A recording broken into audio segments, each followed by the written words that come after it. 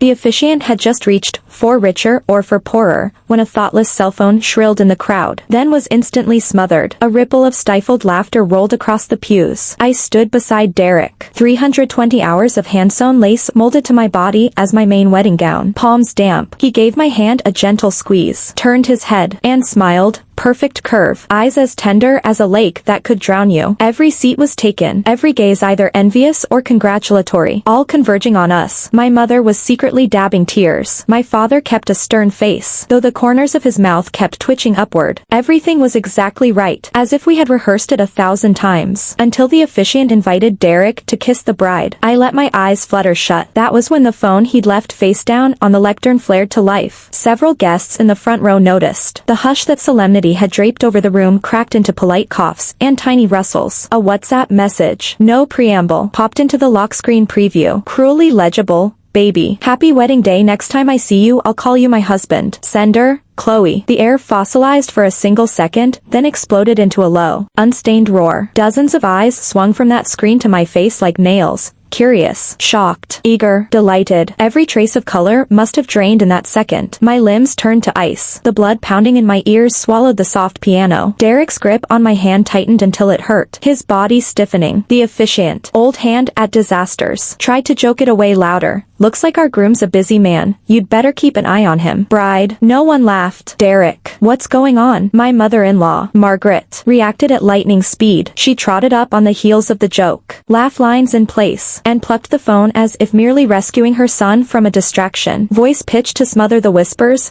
Must be those kids at the office, no sense of timing. Her fingers swiped frantically, supposedly to kill the screen, yet clumsily leaving the message on display even longer. Exactly. Danielle bounced over, hooking her arm through mine. Bright and brittle. Don't mind them, sis. You know my brother, straightest guy alive. WhatsApp's all work and family. This has to be a prank. That Chloe, she's his sort of a little sister. Always jokes too hard. Her nails bit into my skin through the lace. A steel wire of forced affection. I stayed frozen, gaze sliding from Margaret's pleated smile to Danielle's desperate eyes, finally landing on Derek. The tender smile still clung to his lips, tangled with panic and a forced calm. His mouth opened, his Adam's apple bobbed. No sound came out. Little sister, colleague, prank. The three of them bricked a seamless wall around me, bricks labeled propriety and big picture, mortar made of scalding expectation that I swallow this kindness now. From the pews, elders began climbing down the offered ladder. Kids these days love their jokes. Derek's a good boy. Wouldn't fool around. Bride, don't take it to heart. Your big day. The buzz hovered like fat, sticky flies. I looked at Derek and spoke so only those on the dais could hear. Each word an ice splinter. Little sister. She sends you that? Before he could answer, Margaret slapped his arm, scolding. See what happens when you're too nice. You let subordinates get away with anything. Apologize to Serena. Hurry. She shoved the phone back at him, eyes firing silent commands. Derek snapped awake, buried his guilt under a hurried earnestness, and reached for me. Serena, I'm sorry. I should have managed this. She's just an immature kid. The familiarity in that message dripped off the screen. The officiant cleared his throat, eager to haul the train back on track. The guests settled, willing to accept the patched-up story. Weddings must go on. As Derek's hand neared my shoulder, I jerked away. Silence swallowed the hall. He lurched, suit collar skewing from the sudden dodge, and revealed a neat, unnatural rectangle bulging in the inner lining. Not a phone, not a wallet. A lunatic certainty slammed into me. Before anyone could react, I plunged my hand into that pocket and ripped the thing out. A folded, dog-eared sheet tore free. Serena, what are you doing? Derek barked, lunging. Margaret and Danielle shrieked and leaped to intercept. I whipped the paper open 2 steps back. Bold title, divorce. Gasps detonated through the front rows. Silence metastasized. My fingers were numb, yet flipped straight to the last page. Signature, Derek. The other line, blank. Date, my pupils contracted, October 23rd, 20XX, 1 week before we'd picked up our marriage license. October 30th, the date he'd praised as perfect tens. Blood roared to my skull, then fled. Only that printed date remained, grotesque, mocking every vow I treasured. I never even read the clauses. My gaze dragged upward to Derek's ashen face. Words clawed out, splintered yet razor clear, a week before our license. Derek, you'd already planned to divorce me? Margaret shrieked.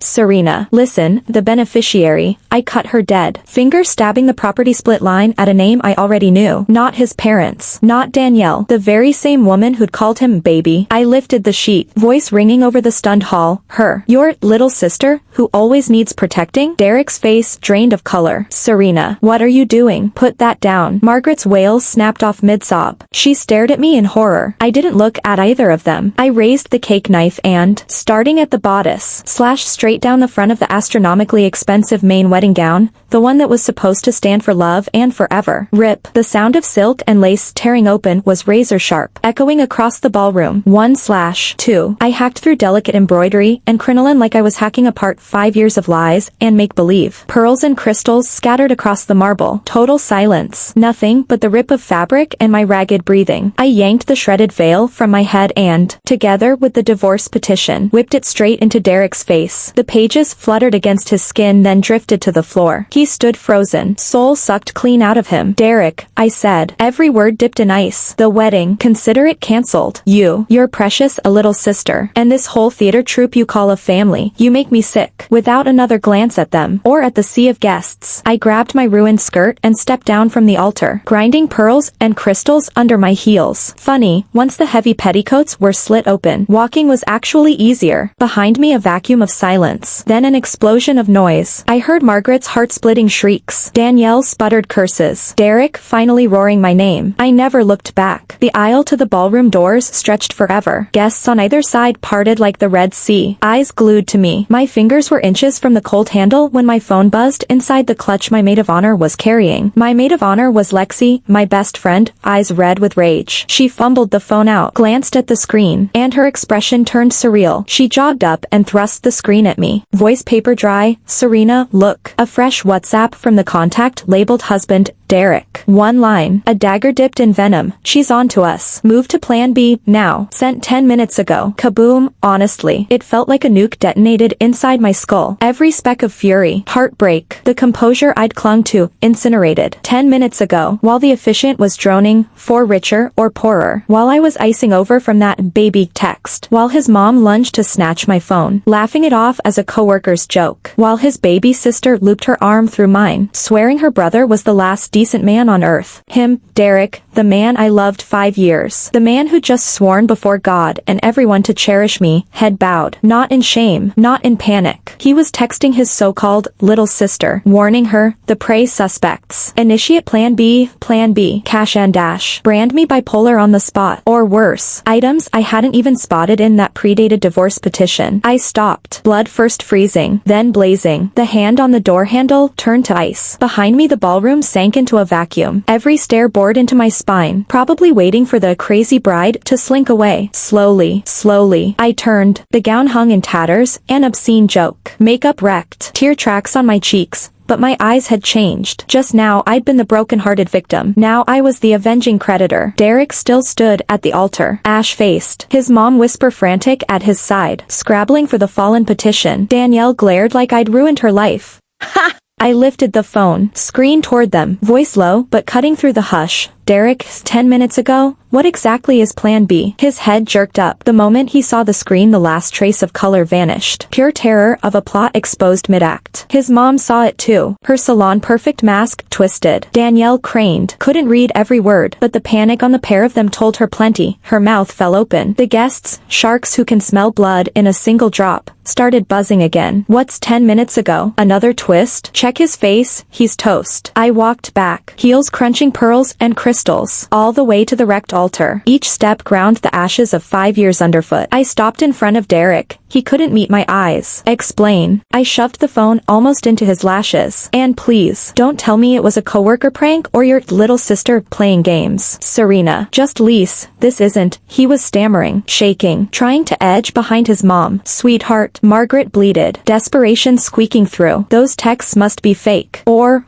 she ran out of, stop. Derek suddenly barked. At her. At me. Who knew? He spun on me, teeth bared, last-ditch bravado. Yeah. It's exactly what you think. Happy now. Whoa, the room detonated. He just confessed on live microphone. I laughed, actually laughed. Tears of sheer rage sparkling in my eyes. Happy? I nodded, voice shaking. You people treated me like a circus monkey, Texts are jokes. Contracts are forged. And now this, let me guess. Next you'll claim someone stole your phone? My grin died. Plan B, were you going to let me walk out so you could announce I'd cracked under stress? Lock me in some clinic. And help yourselves to my company while you play house with your pregnant little sister? I was bluffing, mostly. But Margaret's flicker of guilt and Derek's greenish pallor told me I'd hit bullseye. Rotten to the core, this whole clan. The scene was pure chaos now. Half the audience on their feet. Cameras up. Security useless. Mom and Dad rushed the stage. White-faced. Dad trembling so hard he could barely point at Derek. In the pandemonium Derek cracked. Jabbing a finger at me. Serena, don't pretend you're innocent. You, Derek, Margaret screamed, clapping a hand over his mouth. So he's still hiding ammunition he thinks can smear me. But right then I was past caring. I drew a slow breath, grabbed Lexi's hand, and told my parents, we're leaving. Then I looked at the ashen Derek and the venomous Margaret and declared, word by word, Derek, we're done, but on my terms, not yours. See you in court. You, your entire family, and your little sister, start hoarding billable hours. I turned my back for good, parents and best friend in tow, and shoved through the ballroom doors. The instant they swung shut, the uproar inside softened to a muffled roar. I leaned against the cold corridor wall and finally felt my whole body vibrate. Lexi wrapped me in a fierce hug. Mom sobbed into my shoulder. My poor baby. Dad, livid, already had his phone out. I'm calling Zachary Carter right now. That animal. I lifted my own phone, the hateful text still glowing, screenshot it, uploaded it to the cloud, emailed copies to myself, lawyers, asset freeze, and find out exactly who that little sister is. A message sent 10 minutes before I do is the thread that will unravel them all. This war has only just begun. You'll never guess what happened the morning after we left the hotel. HBO writers would call it too far-fetched. Where we left off, I'd hurled my "see you in court" line, deleted the bastard's WhatsApp, and stumbled home with Mom, Dad, and Lexi. I was hollow, too numb to cry. My parents stayed up all night outside my room, terrified I'd do something stupid. At dawn the doorbell rang. I figured it was Zachary Carter of Carter Associates. I peered through the peephole, and my stomach lurched. Two hulking strangers in white coats, faces blank, flanked by my dearly concerned mother-in-law, Margaret. She cooed through the crack. Serena, sweetie, open up. Mom brought doctors. Yesterday was such a shock. We need to make sure you're all right. Holy, every hair on my body stood up. That Plan B text flashed like an ice pick. They hadn't bagged me at the altar. So round 2, wellness check. Courtesy of the Astors, lock me away and certify me insane. Vicious. Brilliant. Evil. I threw the deadbolt and hissed for Dad to call LAPD, Los Angeles Police Department. Mom's hands shook so hard she could barely grip her phone. Dad barked toward the door. Get lost, before I have you removed. Margaret kept wailing, loud enough for the neighbors. I understand you're angry, but you saw her, waving knives, tearing her dress, raving. She's ill, doctors. Tell them. One white coat droned. We have a petition for emergency evaluation. Please cooperate. Emergency evaluation? My ass. I cracked the door. Chain still on. Phone recording. Margaret. What exactly are these two clowns for? She fluttered. Eyes glistening crocodile tears. Serena. You're agitated again, doctor. See, she needs sedating. Sedating so Derek can milk my accounts and support his pregnant playmate? I asked. Arctic calm. Want me to blast the recordings to every neighbor? Or maybe call ABC 7 News so they can film the loving in-laws dragging the bride to the nut house 24 hours after the ceremony? Margaret's jaw snapped shut. The fake doctors actually stepped backward. Down the hall, a neighbor's door creaked open for a better view. The elevator dinged. Zachary strode out with 2 assistants. 2 uniformed LAPD officers right behind. Margaret's face turned into a dropped palette of shock, fury, terror. The white coats tried to fade into the wall. An officer frowned at the cluster. We got a disturbance call. What's going on here? My father stepped forward at once. Officers. These people are blocking our door for no reason and trying to drag my daughter away. They even claim she's mentally ill. I immediately opened the voice recording and last night's backed up screenshots of the texts, plus the photo of the divorce petition, and handed them to the police. Officers. These are messages my husband sent to his mistress during yesterday's wedding ceremony, proving they were plotting against me. This is the divorce petition he signed a week before we collected our marriage certificate. Today my mother-in-law brought these 2 unidentified men and tried tried to take me away on the grounds of mental illness. I suspect this is a premeditated scheme to illegally deprive me of my freedom and seize my assets. The logic was clear. A preliminary chain of evidence had formed. The officer studied the materials seriously, then turned to the two white coats. Which hospital are you from? Show your ID and the paperwork for this visit. The pair hemmed and hawed, eyes darting. The IDs they produced looked extremely dubious. The officer saw through them at a glance. Margaret was still struggling. Officers, we meant well. I'm her mother-in-law. I'm worried about her. Yesterday she really am. The officer cut her off. Voice stern. Whatever your relationship, forced removal of a person must comply with legal statutes and procedures. Your present actions already constitute disturbing a citizen's normal life and illegal trespass. Leave immediately or we will handle this according to law. Zachary adjusted his glasses and stepped forward, offering his card. I am Serena's counsel regarding Derek's suspected fraud, malicious transfer of marital assets, and your group's attempted unlawful restraint today. We reserve the right to pursue all legal remedies. A demand letter will reach you shortly. Margaret was completely dumbfounded. She never expected that the usually gentle, easily handled me could be this ruthless and efficient. In the end she was half carried by the two fake white coats and slunk into the elevator. When the door shut I leaned against it, legs so weak I could barely stand. Delayed fear flooded in like a tide. What if I hadn't reacted in time? If I hadn't recorded? If the police and Zachary hadn't arrived? The consequences were unthinkable. Zachary and I went to the study and began organizing the evidence. That text stamped 10 minutes ago was key. It directly proved Derek's malice and foreplanning, but it wasn't enough by itself. Serena, we need to clarify 3 things quickly. Zachary was methodical. First, the true identity of that of Chloe and her financial dealings with Derek. Second, the real state of Derek's assets, especially the transfers mentioned in the agreement. Third, proof that the divorce petition was signed before we collected our marriage license, making it fraudulent. He paused. Also, I've had my assistant pull the lobby surveillance of today's attempted abduction as evidence of their illegal act. I nodded and took a deep breath. I remember the avatar and ID of that Chloe's WhatsApp. I'll have a friend trace it. Lexi works in social media. She knows people, unconventional channels. Sure enough, within 2 hours Lexi called. Her voice shook with rage. Serena, found it. The owner of that account, you'll never guess who. Who? My heart leaped into my throat. Danielle's college roommate, Chloe Summers. She even came to your Los Angeles apartment for dinner once. Gushed about your soup. Boom, another atom bomb in my brain. Danielle's roommate, that quiet, soft-spoken girl, the one who always called me a sister-in-law and praised my cooking, saying Derek was so lucky. So she wasn't some colleague or friend at all. She was my sister-in-law's best friend. She probably learned every detail of our family through Danielle long ago. And what role did Danielle play? Accomplice. Or just in the know? I recalled her on the stage yesterday, clutching my arm, shrieking defenses for her brother. What a family of born performers. I fed the info to Zachary immediately. He mused. The weak link might be your sister-in-law. Young, softer psychological defenses. Just then my phone rang, an unfamiliar local number. I hesitated, then answered. Silence for a few seconds. Then the last voice I wanted to hear, Danielle, no longer shrill and fake, but choked and trembling. Sister-in-law, can I see you? About my brother and Chloe. I don't know what to do. Here it was, the first crack in their storm wall. Should I go? Zachary told me to take a voice recorder. I came, just back from Seattle Harbor Cafe, hands still shaking, fury. Tell me, did the whole clan escape from a psych ward? Last time, Danielle rang me sobbing, begging to meet. I consulted Zachary and went. He assigned a junior associate to sit at the next table, just in case. I carried 2 voice recorders, one obvious, one hidden. We picked a cafe in a busy mall near my Los Angeles apartment, public and safe. She was already there, huddled in the corner booth, sunglasses on, face bloodless, stirring cold coffee, fingers twitching. Gone was yesterday's stage spunk, now a terrified rabbit. But I knew, every one of them was an Oscar contender. I sat, ordered nothing, and opened coldly. What do you want? She jerked up. I couldn't see her eyes behind the lenses, but her lips quivered. Sister-in-law, I'm sorry. Yesterday,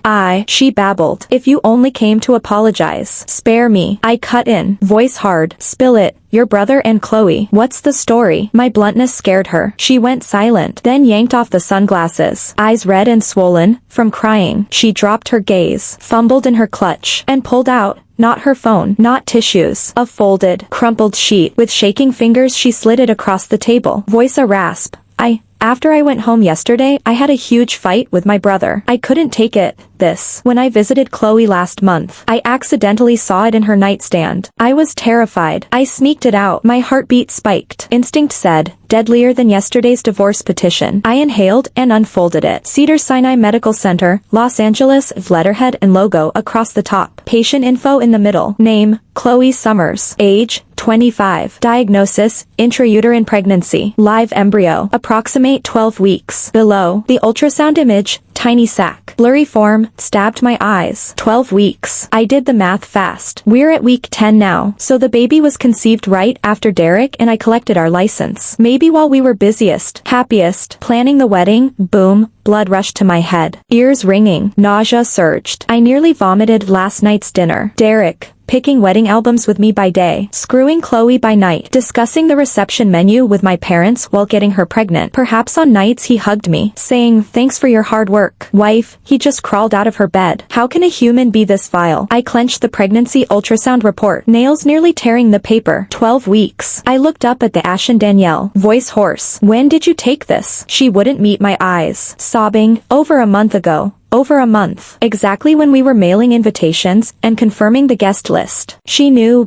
all along. She watched me and my family pour heart, money, time into the wedding, watched her brother play devoted fiancé. She kept silent, even served as my maid of honor on stage, clutching my hand, defending him. An icy chill shot up from my feet, colder than rage. Danielle, I stared, each word an icicle. You knew Chloe was pregnant, knew your brother cheated, and kept it secret. Yesterday on stage. How dare you claim your brother is the most honest man? My barrage made her flinch. Tears torrential, head shaking frantically. No, sister-in-law. At first I didn't know he'd go this far. I didn't know he'd prepared a divorce petition. I thought he just strayed for a moment. A moment of straying produces a baby. I snapped, voice rising. The associate in the next booth glanced over alertly. Danielle covered her face, shoulders shaking. I begged him. I really did. I said, you're so good. He can't do this. But he said, what did he say? She dropped her hands. Tear-soaked eyes filled with terror and hopeless despair. He said Chloe's carrying a boy. Said you might not give him a son. Said Mom agreed. Said once the wedding went through and your family's money and house were secured, he'd find a way to divorce. Male heir obsession. Marriage fraud for assets. Each phrase smashed my worldview to shards. What era is this? Treating me like a breeding machine. A cash trampoline for the Astor family. That which Margaret was on board. No wonder her Oscar act yesterday. I shook so hard I could barely stay seated. So you come today because your conscience finally itched? I demanded through my fury and disgust. Danielle sobbed, gaze evasive. After yesterday, my brother and mom, they cursed me, said I'm useless, couldn't stop you, and if it all blows up, they'll make me take the fall, claim I pushed my brother to draft the petition, that I sent those texts. She broke, sister-in-law. I can't go to jail. I'm young. I know I'm wrong. I really am. I brought this to you. Spare me. Okay, go after my brother and Chloe. It was all their idea. I was forced.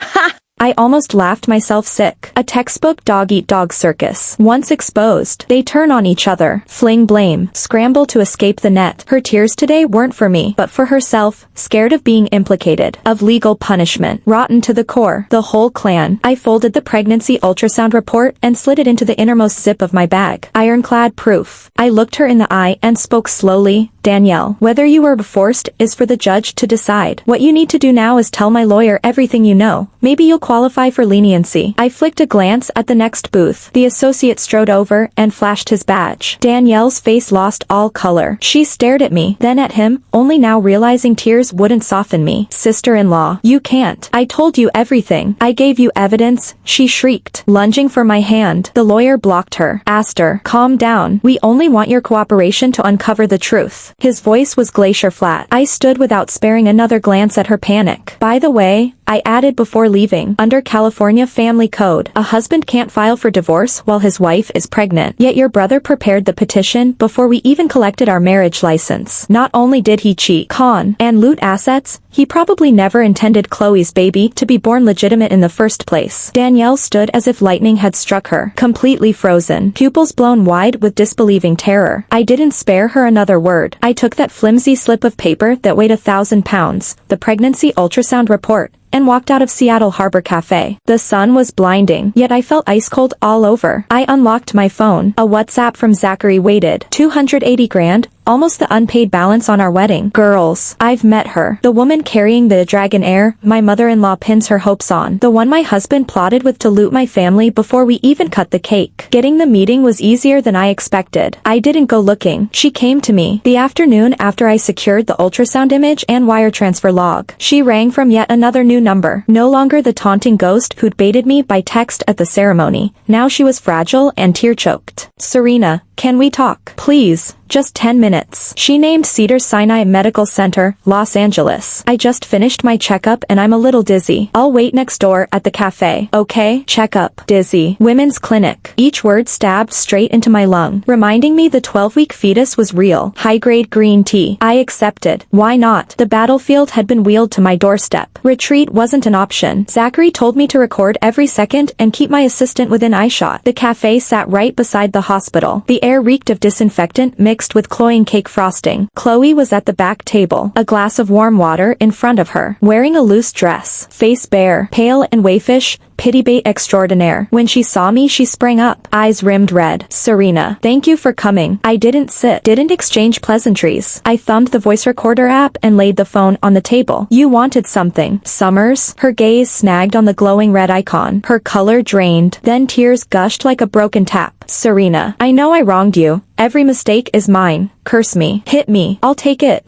But the baby is innocent. Classic opener. I watched the performance with Arctic calm. Derek and I, we truly love each other. She sobbed. We were together long before he met you. His family wouldn't approve. They looked down on my background. Later, he dated you to spite me, to pacify them. I almost laughed out loud. The gift for reversing black and white. Derek had found his soulmate. Oh, I arched a brow. So marrying me, blowing my family's money on a wedding, drafting a divorce petition, and shifting assets were all to make you jealous. Pricey tantrum. Summers. She choked. Complexion waxen. Biting her lip. No, that was his mother. Margaret kept pushing for a grandson. My test says it's probably a boy. So she backed your palace coup, helped her son embezzle my money, and showed up the morning after the wedding to drag me to a psych ward? I cut in. Rapid fire. Chloe, put your hand on your heart. Do you even buy your own script? Her head snapped up, panic flashing. She hadn't expected me to know so much. So precisely. Serena, must you be so harsh? She whimpered. Things are already like this. Derek's heart isn't with you. What's the point of clinging? Let's part amicably. Someone of your stature can find better. At last the dagger showed. Convince me to step aside and clear the lane for her little prince. Looking at her, I felt something close to pity. What fantasy did Derek sell you? Marriage. A title. How large a check? I pulled up Zachary's screen grab of the transfers and slid the phone toward her. This $280. Down payment or prenatal vitamins? Seeing the line items, her pupils contracted and her arms folded protectively over her belly. He said it's security for me and the baby. Security? I chuckled. Courtesy of our joint bank account. Legally, that's marital asset embezzlement, recoverable. By the way, and you think the agreement he signed can protect you? I leaned in, voice a low slash. Did you know that contract is dated before our wedding license? Back then he wasn't even my legal husband. Half the property wasn't his to give. The paper is worthless. He lied to you. Blood drained from Chloe's face. Her lips trembled. No, impossible. He promised. He promised to marry you, yet he stood at the altar with me. Yesterday, he texted his mother and sister that the plan must accelerate. Initiate option B and certify me insane. I pressed on. So while you play the soulmate card here, your I true love nearly locked you inside a psych ward too. I located Danielle's recording on my phone and hit play. Derek's voice. Crystal clear. She's onto us. Move to plan B. Now. Margaret's shrill reply. Say the wedding pushed her over the edge. Force her to sign. When the clip ended, Chloe slumped as if her spine had been removed. Terror glazing her eyes. Her fingers clamped the water glass. Knuckles white. No, he wouldn't. She mumbled. Gaze unfocused. Wouldn't what? Swear love. Promise a crown? I pocketed the phone. Tone sub-zero. Wake up. You're just a uterus for his heir and a crowbar for my fortune. Now that the jig is up, who do you think he'll sacrifice? You. Or himself? His mother? His sister? I straightened. Spend tonight figuring how to explain that $280. And a friendly tip. hire a real lawyer, not to win you a throne, but to cut your liability. Assisting embezzlement and bigamy aren't misdemeanors. I turned away without glancing at her ashen face. At the door, muffled, desolate sobs broke out behind me. Outside, my phone vibrated. Derek. From an unknown number. I picked up. His roar nearly split my eardrum. Hysteria crackling. Serena, what the hell did you tell Chloe? If anything happens to her or the baby, I'll destroy you. Sunlight poured over the hospital gates as I watched patients shuffle in and out. My reply was flat calm. Save your breath. Derek. Use the energy to craft an explanation for your mother about why her precious grandchild may soon have a convicted father and an indicted mother. I hung up and blocked the number. The wind picked up. I pulled my coat tighter. Another ping.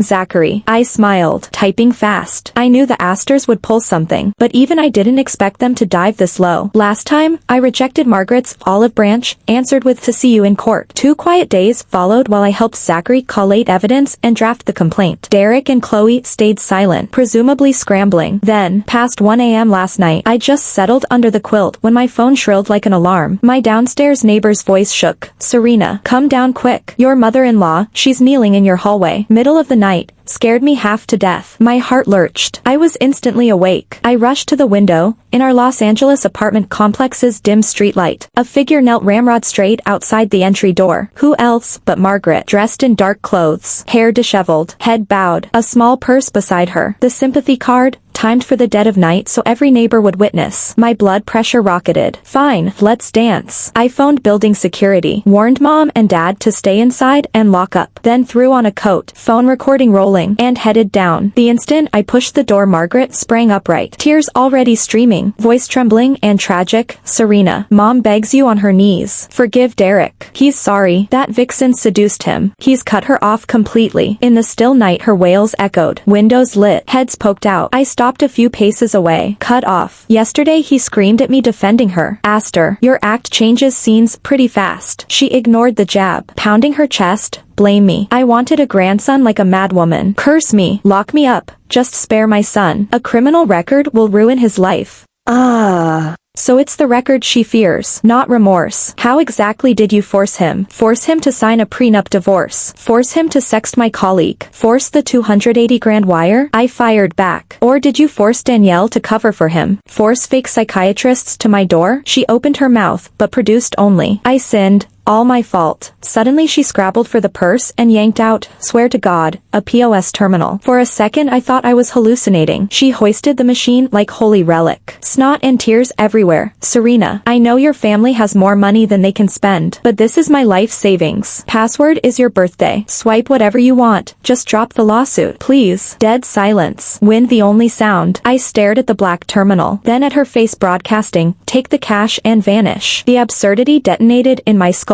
To the Astors. Money buys everything. Weddings, heirs, reputations, now innocence. I laughed in fury. Margaret. My voice cut through the night. What price tag do you put on your son's crimes? Her eyes lit. Name it. I'll scrape it together. Fine. I lifted my phone, snapped clear photos and a short video of her and her portable altar of bribery. Then, with every neighbor watching, I dialed Zachary on speaker. Zachary, sorry for the late call. Please log this. Defendant Derek Astor's mother, Margaret, is currently outside my residence attempting to bribe me to withdraw litigation, complete with POS device for card swiping. Video evidence preserved. Margaret's arms went rigid. The terminal hovered midair as blood drained from her face, disbelief crystallizing into venomous despair. On the other end of the line, Zachary's calm voice came through. Understood. Serena, this move constitutes attempted witness tampering and interference with judicial proceedings. It demonstrates the other party's total lack of remorse and their attempt to evade responsibility through illegal means. I'll add it all to the case file. I hung up and stared at Margaret, whose face was the color of cold ash. Keep your money and your POS machine, I said. Each word a stone I hurled at her. Use them to hire your son a decent lawyer. He's going to need one. I turned away without another glance and walked toward the building's entrance. Behind me her composure finally cracked. A raw, ripping wail erupted, followed by curses. Serena, you'll die a horrible death. How can you be so vicious? You're trying trying to drive our whole family to ruin. You poisonous bitch. The filth that came after was cut off by the closing door. I leaned against the cold metal, listening to the cries fade and the security guard urge her to leave. My whole body shook. Not from fear, from rage. The entire Astor clan was rotten to the core, beyond salvation. Upstairs, my father's face was purple with anger. My mother hugged me, tears streaming. What kind of people are these? Good riddance. Good riddance. My phone lit up. And WhatsApp from Danielle. One short line. Eerily calm, sis. My brother bought tomorrow's dawn flight to Hawaii. With Chloe. My pupils contracted. Running. I barely slept that night. After Danielle's message, sis. My brother bought tomorrow's dawn flight to Hawaii. With Chloe.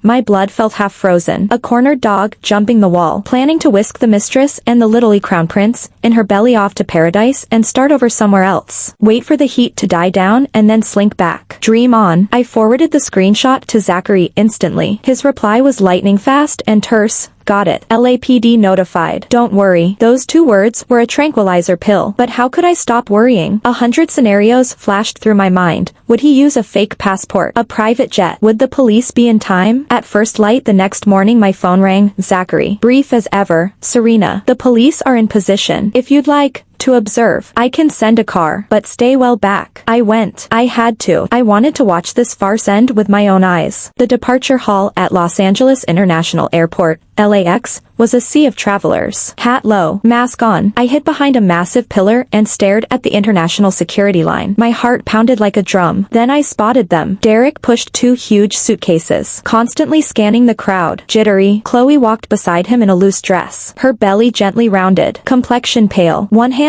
clamped around his arm, clinging. Terrified. They looked exactly like any ordinary couple setting off on a sweet vacation. If I didn't know those cases were probably stuffed with money siphoned from our marital assets. If I didn't know the child in her belly had 0 legal protection. They reached the front of the line. Derek handed over passports and boarding passes, struggling to look calm. Now, 2 plainclothes LAPD officers glided in, fast and practiced, one on each side. They lightly clamped his shoulders. A badge flashed. The officer's voice was quiet, yet it detonated like thunder in the clamor. Derek Astor, Los Angeles Economic Crimes Division. You're suspected of malicious asset transfer during marriage and bigamy. Please come with us. Time froze. Every trace of color drained from Derek's face. His pupils ballooned in panic. The passports and tickets slipped from his fingers and slapped the floor. His mouth opened, but only ragged, hopeless breaths came out. Chloe shrieked, yanking her hand away as if burned, staring wildly at the cops, then at Derek's ashen face, trembling like a leaf in November. You've got the wrong guy. I didn't do anything, Derek croaked, trying to jerk free, but the officers held firm. Chloe Summers, the second officer said, equally businesslike. You'll need to come as well to assist the inquiry. She stumbled backward, both arms shielding her stomach, tears flooding, shaking her head frantically. I had nothing to do with it. I don't know anything. It was all him, every word, every dollar. Classic fairweather loyalty, rats flee the sinking ship. Derek whipped toward her, eyes blazing with disbelief and betrayal. The officers ignored the mutual recrimination and simply gestured, this way. The waiting passengers erupted. A forest of phones rose, clicks and recordings whirring, as they spun Derek around. His gaze sliced through the crowd and pinned me behind the pillar, across the chaos and 30 feet of distance. His stare was a poisoned blade, hatred and despair combined. I didn't flinch. Slowly, I raised my hand and turned my phone screen toward him. On it, the photo of his mother Margaret kneeling on the asphalt last night. POS machine held high, blown up, razor sharp. His pupils shrank. The last flicker of hope died, replaced by utter lifelessness. All strength left him. He hung his head and shuffled away in the officer's grip. Stumbling, Chloe trailed, sobbing so hard she could barely stand. I lowered the phone and exhaled, long, endless. The boulder that had crushed my chest for months was finally rolled away. No wild triumph, only a vast, draining calm. I turned and walked out of the terminal into blinding sunlight. My phone buzzed. Danielle again. A long message, sis. They've been arrested. Mom got the call and fainted. She's in the hospital. When my brother packed last night, I recorded him. He admits to the transfers and to Chloe's baby. Even says he wanted to lie low. Sending the file to your email. I know I have no right to ask, but Mom's medical bills. I can't. I read it. Said nothing. Simply forwarded the mail to Zachary. Let the law finish this. Back home, Mom and Dad watched me with red eyes. Asked no questions. Just quietly set out a full table of food. I sat down and typed in the best friends group chat with Lexi. Girls, free this weekend. Come with me to Bella Bridal Boutique, New York. I owe them for the main wedding gown I tore. Then we're buying a new dress. Red. Hey, girls, I'm back. I almost couldn't remember my password. Thanks for the tens of thousands of DMs pushing me for an ending, and for caring. I read them all. Truly, these past 6 months feel like 6 lifetimes. Today I can finally write the end. Last time, Derek and Chloe were cuffed at LAX. What followed was the long, grinding machinery of justice. Evidence filings. Hearings. A failed mediation. More hearings. Margaret landed in the hospital after her collapse, real, hypertension from rage. Then earned herself a few days of administrative detention for trying to obstruct the process, showing up at my condo, ambushing my parents at their workplaces, until she finally went quiet. Neighbors say she aged a decade. Dodges eye contact now. Danielle. Her recording was crucial. Add her later cooperation and returning the hush money her brother gave her. And the Los Angeles County District Attorney's Office declined to indict. She sent me a long apology letter. I didn't answer. Word is she's left California, headed south. I hope she really wakes up. And today's leads. Derek and Chloe. Verdict came down last week. I was in court. Derek in County Jail Orange. Gaunt. Eyes cloudy, wouldn't look at me. Chloe. Free on account of advanced pregnancy. Sat alone in the gallery. Belly huge. No one beside her. The judge read the decision in a steady, ringing voice. Derek. Malicious transfer of marital assets. The $280K and a web of hidden wires. Ordered repayment plus damages. Bigamy, proven by medical records. Witness testimony. His own taped confession. Concurrent sentence, 3 years. Remanded on the spot. When he heard a 3, his knees buckled. The bailiff held him up. As they led him out, he glanced back once. Too complicated to decode. Hate. Regret. Mostly terror. Terror of those 3 years, and the nothing that waits beyond. Chloe, guilty of aiding bigamy and accepting illicit transfers. Jailable, but due to her condition, execution suspended until after delivery. Sentence to be decided then. She never lifted her head, hands locked over her bump, shoulders shaking, crying or just scared. Who knows? Property division? Derek leaves with 0. The apartment to down payment and renovation, mostly from my side, will be sold. After clearing his debts and restitution, the remainder comes to me. When the gavel fell, I felt nothing explosive, like walking out of a tedious, upsetting movie that finally ends. You stand, stretch, step outside, and breathe. Reporters mobbed me on the courthouse steps. I gave them one sentence. I trust the law. I respect the verdict. Then I slid into Zachary's car. He smiled and handed me a folder. All done. Congratulations on your rebirth, Serena. Reborn. I stayed busy, changed jobs, too many mutual acquaintances, sold that memory-soaked apartment, rented a bright little loft in Los Angeles, passed a professional exam I'd always wanted, took my parents on a trip. Yesterday, I shopped alone, passed Bella Bridal Boutique, New York, where I'd shredded the gown, walked in, found the manager, and handed her an envelope. Full compensation for the ruined main wedding gown. She tried to refuse. Insurance had covered it. She said. I insisted. What I damaged, I pay for, I told her. Tearing it was one of the best decisions I ever made. Next door, an indie boutique window displayed a sleeveless scarlet sheath. Clean cut, blazing color. I tried it on. Fit like it was tailored for the woman staring back at me. Thinner. Eyes brighter. I bought it. Outside. Sunshine everywhere. I snapped a photo of the shopping bag and sent it to Lexi. Got it. Wearing it to dinner this weekend. She replied in seconds. Can't wait for you to blind me with that fire. I smiled, pocketed the phone, and melted into the crowd. Story over. The scumbag paid. I reclaimed my life and my dignity. The road ahead is long and maybe rough, but I steer now. Thank you for sticking through this war with me. May you all keep your eyes open and meet someone true. If you ever meet trash, don't be afraid. Law and courage are your weapons. The end. Thanks for listening. If you liked this video, give it a thumbs up and share. Drop your thoughts below. Subscribe for more stories. And see you next time.